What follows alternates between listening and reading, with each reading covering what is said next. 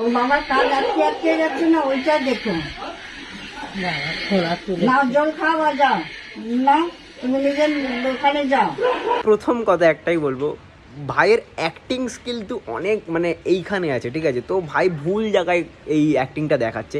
ভাইয়ের মনে হয় কোনো একটা প্রোডাকশন হাউসের সাথে দেখা করা উচিত, কারণ কি ভালো অ্যাক্টিং স্কিল খুব ভালো। আর এমনিতেও বাংলায় যা ক্রিঞ্জ কন্টেন্ট হচ্ছে, মানে স্টার জলসা এইসব কোনো কী বলে যে সিরিয়ালগুলোতে হচ্ছে আর কি, তো ভাই কিন্তু ওখানে অডিশন দিতে পারে, মানে পারফেক্ট। ভাই একটা সিরিয়াল দেখেছিলাম, মানে অনেক ছোটো ছিলাম তখন আমি, কটকটি এরকম সামথিং, আই ডোন্ট নো কী নাম আছে সিরিয়ালটা, যদি তোমরা জানো তাহলে কমেন্টে জানাও।